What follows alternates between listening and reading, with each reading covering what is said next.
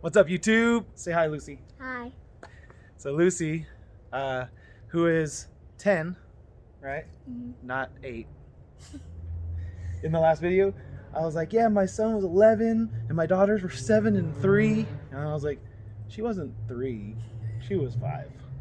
It was a bad dad moment. But anyway, guys, hey, today we're going to talk about the myth or the skeptics who say that you have to save like $20,000 before you can become an owner-operator. So I'm going to talk about whether or not I think that that's true. I recorded all this in one night, and that night was actually a pretty terrible night. Last night I was working. I was over at the Chevron refinery, and the rack plugged up. The sulfur is molten sulfur, so it's hot. And it turned it somewhere along the pipeline. It got cooled and it hardened and it plugged everything up. So I wasn't able to make any money last night. Once I paid for fuel and I spent like 8 hours out there and I just got one short load, so it really didn't pay very well. But in any case, almost worked as long as I would have anyway. But these short days are fun though. They're awesome because I get to spend time with these guys. And with quarantine, they're all here at the house all the time, so it's kind of fun. It's now I have my daughter in my video. Subscribe. Thank you. But anyway, so check out the video. I'm gonna release it probably tonight or tomorrow morning, and we're just gonna keep rolling out with all of these topics that I recorded all the footage last night as my mind was just thinking about it and thinking about all the things that skeptics. You good? You getting bored already? Oh, if you're getting bored, that means the viewers are getting bored. All right, we got to spice things up. How about we get to the driving footage and we talk about that? And God bless you guys. Say bye, Lucy. Bye.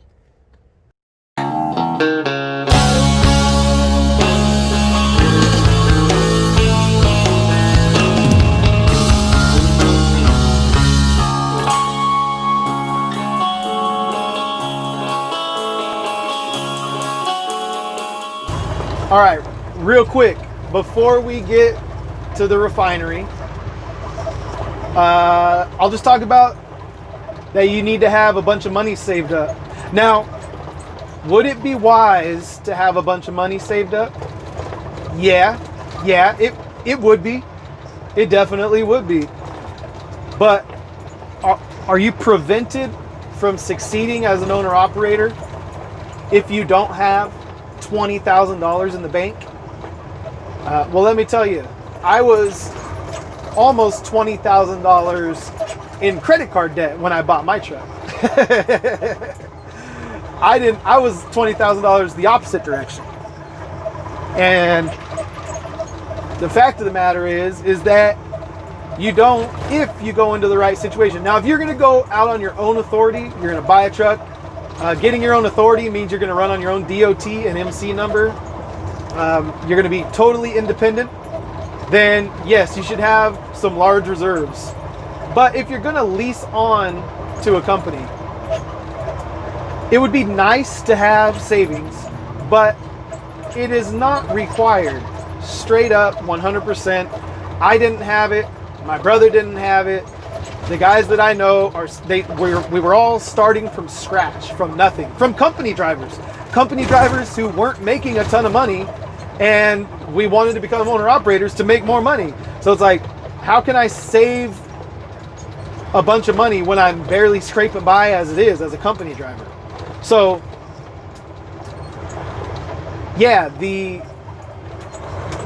all right, you want to go 15 miles an hour under the speed limit? 10 miles an hour under the speed limit? Cool. Just pass you right up. Hope you don't mind. Bye-bye. Love you. Mean it. All right, where were we? We were at, you don't need to have a bunch of money saved up. You really don't. You really, really, really don't. Here's the reason why. What if the truck breaks down? Yeah, well, what if the truck breaks down? In some of my other videos, I've told you guys my experience with my truck breaking down. The place that I worked put it on their tab, and then I paid it back to them slowly over time. It has 0% interest and 0 fees. just the coolest setup you could ask for, which is why I'll always be grateful for Silva Trucking.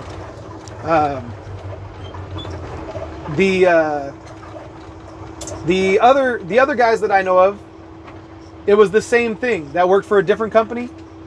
Owner operators worked for a different company, and I'll just be 100 with you. It's the same setup I have, except their boss charged them 15% convenience fee to pay their shop bills for them, and then take it out of their checks afterwards. But that's what a lot of these guys, they're trying to get loads covered. These owners of these companies, see, they have customers, and they need to make sure that these loads get covered by customers. And there's even a theory out there, and it's not been proven 100%, but it seems to hold some weight, that when you owe the boss money, he actually tells the dispatcher to give you more work so you can pay him back faster. Sounds about right?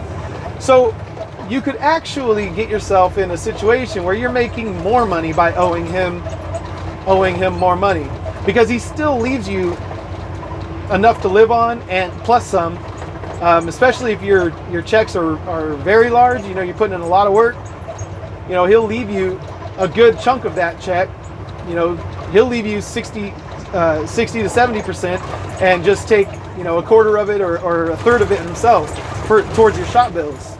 Unless you tell him, hey, take all of it, or, whatever, unless you create the plan. But the fact is that I didn't have to pay for my own repairs. The guys that I know of didn't have to pay for their own repairs until they were able to. And then they skipped the 15% charge that they were having to pay, and just paid for their shop bills themselves. So really, the worst thing that could happen in an owner operator's first year pretty much happened to me. I mean, my truck, I had $31,000 worth of shop bills in the first 18 months. And so that is the reason why most people say you need to have a large savings built up. And I'm telling you that it's possible, if you lease on with a company, to get in a situation where you will not need that much money saved up. It would be nice to have savings just in case the revenue goes down, the freight volume goes down, and there's less loads to split between all of the owner operators and company drivers, because then you'll have a slow month or whatever, like we're having, and it's nice to have a little money in the bank to be able to weather these times, because they come in truck driving no matter what. There's slow times in truck driving. You guys know it if you've been truck driving any amount of time at all. It's busy until it's not, and then all of a sudden you're sitting around, and you're like, if you're an hourly employee, you're like polishing the truck extra. You're making sure your pre-trip and post-trip are exactly 15 minutes long. And if you have to, go out of your way to avoid an accident or something else, then you'll do that.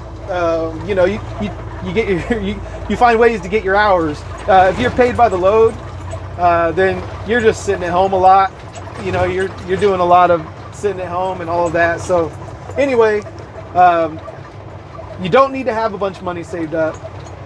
So go ahead. Yeah, I'm pulling up to the front gate right now of Chevron, so I need to cut the video short. But this subject is probably the most intimidating for people. Like, oh man, I gotta have how much money saved up? I need to have $20,000 saved up. Well, the fact of the matter is, I don't think you do. Not if you lease on as a lease operator. You're not an independent owner operator. You're not totally out there on your own. And so if you watched this one to the end, go ahead and type the word gate into the comment section so I know you watched to the end. If you couldn't make it to the end of this one, then man, I must really bore you. And that's okay. That's fine. But this, I'm coming up to the gate at Chevron, so you can just go ahead and type in the word gate. And yeah, we'll check you guys later. God bless. Love you guys. Have a good night.